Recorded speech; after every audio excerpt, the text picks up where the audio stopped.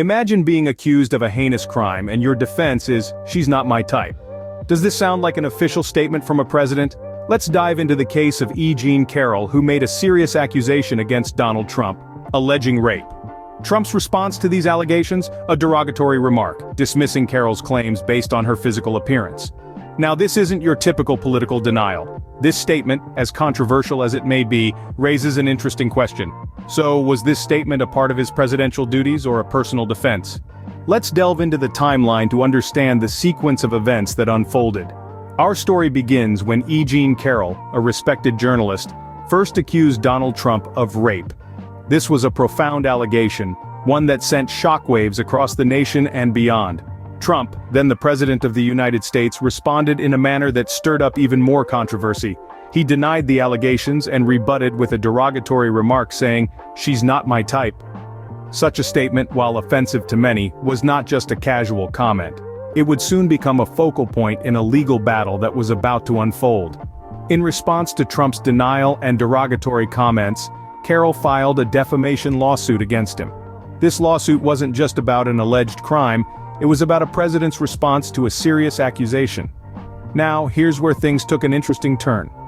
The Justice Department, the very embodiment of law and justice in the country, sought to replace Trump as the defendant. Their argument?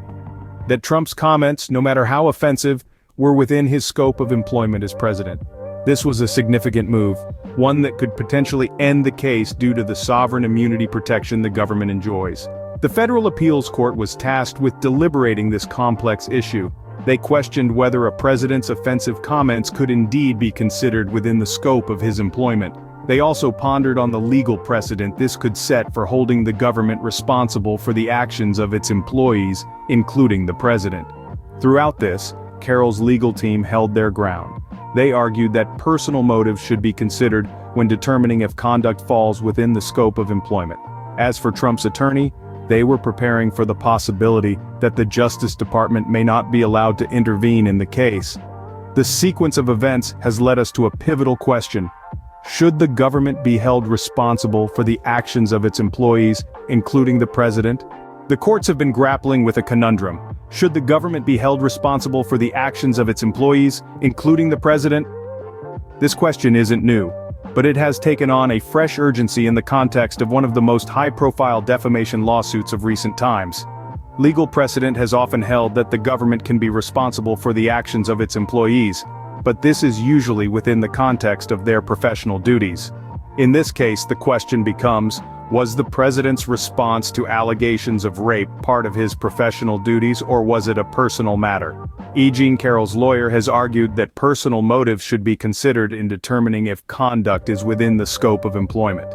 It's a nuanced argument, suggesting that if the president's comments were driven by personal motives, they fall outside his professional scope, and the government shouldn't be held responsible. On the flip side, if the government is allowed to step in as the defendant, the case could potentially end due to the sovereign immunity protection for the government.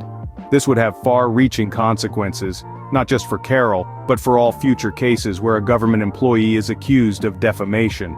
So, we find ourselves at a crossroads. The decision of the court could set a new standard, a new precedent that will influence the outcome of similar cases for years to come. The implications of allowing the government to substitute as the defendant are far-reaching and could set a new precedent. The case has raised an unprecedented question about the boundaries of presidential duties. The ripples of this legal battle could extend far beyond the individuals involved, impacting the very fabric of our democratic system. Consider the potential fallout for E. Jean Carroll if the Justice Department is permitted to step in. Her fight for justice could be abruptly halted, her allegations dismissed under the cloak of sovereign immunity. Would this set a troubling precedent where those in power are shielded from personal accountability? On the flip side, Trump's legal team is bracing for a different outcome.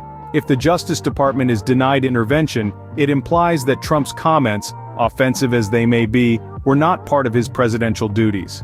This could open a Pandora's box of implications for future presidents, potentially exposing them to personal lawsuits for actions taken while in office.